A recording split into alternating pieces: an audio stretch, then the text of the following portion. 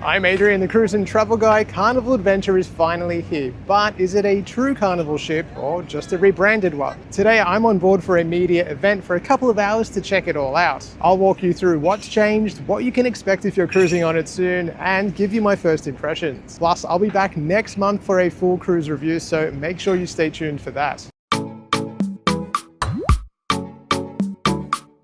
And remember, when you're planning your next holiday, make sure to head to my website first where you can search, compare, and book.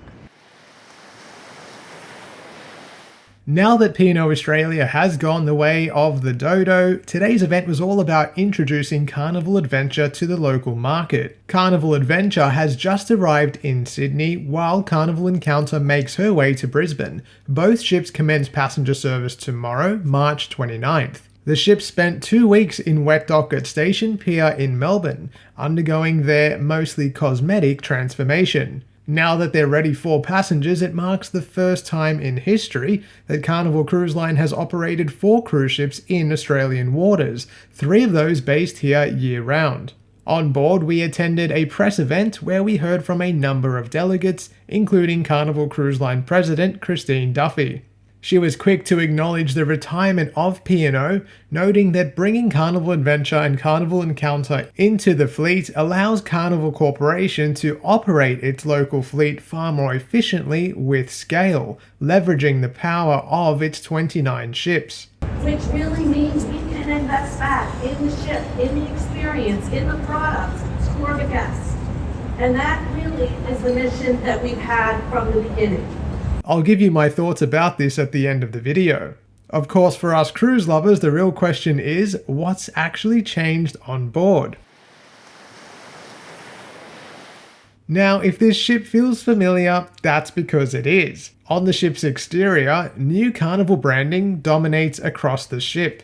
Gone is the Southern Cross motif on the ship's bow, replaced with relatively small Carnival Adventure wording against its white hull. On both the ship's port and starboard sides, new Carnival branding has been added, an Australian marker of sorts with the reappearance of the Southern Cross Crux constellation and Carnival's Choose Fun slogan.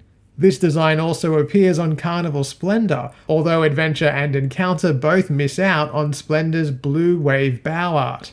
On board, new signage replicates the type found on Carnival's other ships, and around the vessel there's a sense that everything has had a little polish and sparkle applied. I've always been a fan of these grand class ships, and it's nice to see Adventure looking fresh. Over 12,000 square meters of new carpeting was fitted across both ships, but blink and you'd likely miss it, which is a good thing.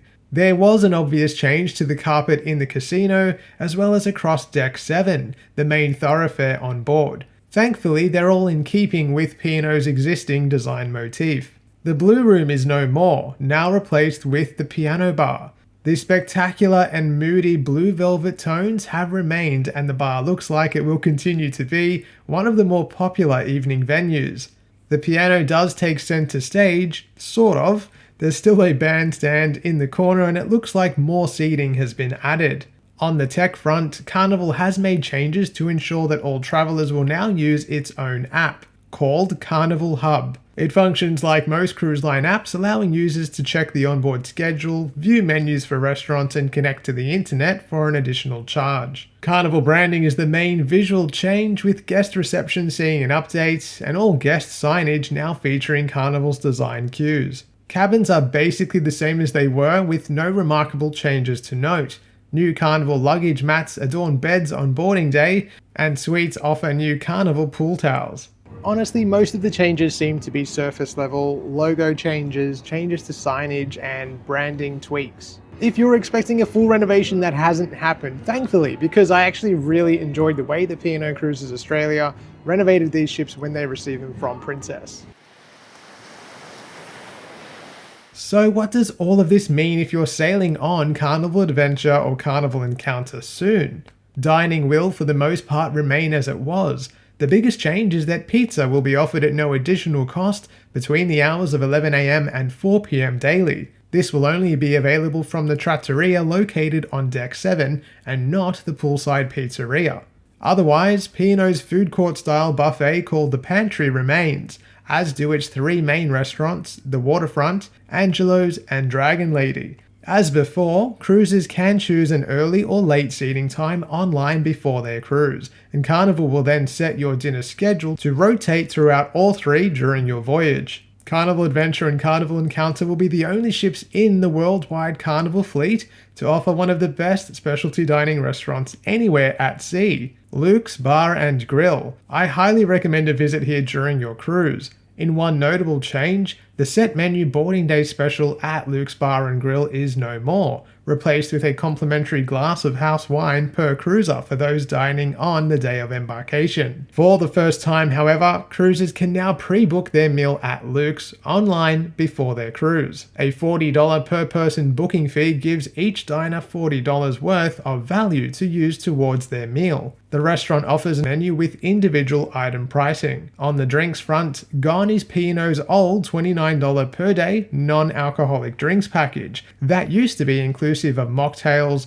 bottled water, and specialty teas and coffees. There is no Carnival equivalent. Instead, Carnival's base drinks package is called Bottomless Bubbles and includes only all-you-can-drink soft drink and juice for the full length of your cruise at around $15 per day for adults. The full drinks package offers a similar price and level of inclusion as P&O's and is only available on cruises of 7 days or longer and capped at 15 alcoholic beverages every 24 hours. Taking over the entertainment side of the cruise experience, the Fun Squad will host onboard events throughout each cruise. These include comedy shows and trivia, high-energy deck parties, as well as competitive games. Carnival's theme nights will take over from P&O's of old, and now include 80s rock and glow, silent white hot night, and elegant evenings. Kids clubs have shifted to Carnival's youth programs, including specific times where parents will have the option to leave their under 2-year-olds in the care of youth staff for a fee. That is approximately 11 Australian dollars per child per hour. While youth staff won't feed your under 2-year-olds,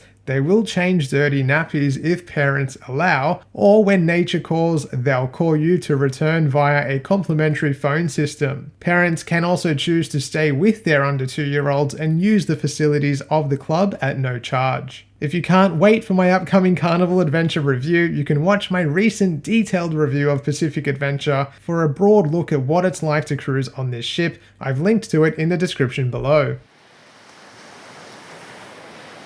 Personally, and as per a lot of my previous videos on this topic, there's definitely a marketing slant to this transition and the absorption of the P&O brand into Carnival, marketing it as an expansion of the Carnival brand, which is true. Carnival brand has expanded to 4 ships and will cater for 500,000 Aussie guests this year alone. 15% of those actually are projected to be from overseas. However, that doesn't really account for the fact that we still have gone from 5 ships to 4 once we have lost P&O. So that is an important thing to remember and recognize with the closure of P&O. So it's sort of a balancing act. I can understand and see where Carnival are coming from with the transition. They want to present it in a particular way, and I totally get it because it's the truth. They have expanded their operations here, but for Australians, that doesn't necessarily mean the same thing that it does for Carnival. At the end of the day, this isn't a brand new ship, and Carnival isn't pretending that it is. They are integrating it into their fleet, and that is something that is important, and it will continue to give Aussies a taste of the past with that P&O sort of slant.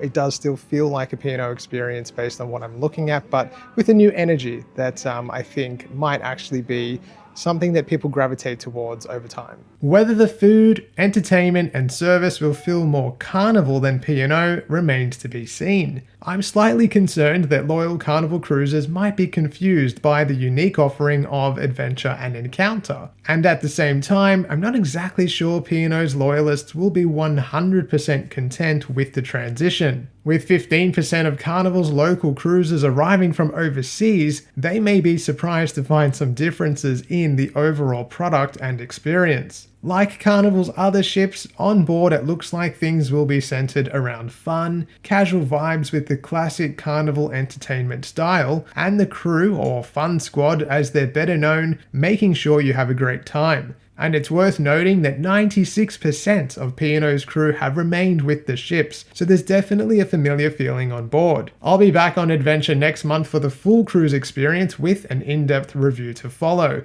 If there's anything specific you want me to check out, drop a comment below. So what do you think? Has Carnival Adventure changed enough to make it feel like a Carnival experience? Or is it really just a P&O ship with a new logo? Let me know in the comments. And don't forget, I'll be back next month with a full cruise review. And make sure you give me a follow on Facebook and Instagram at The Cruise and Travel Guide to stay up to date with all of my travels as they happen. Thank you as always for watching, and I'll see you soon.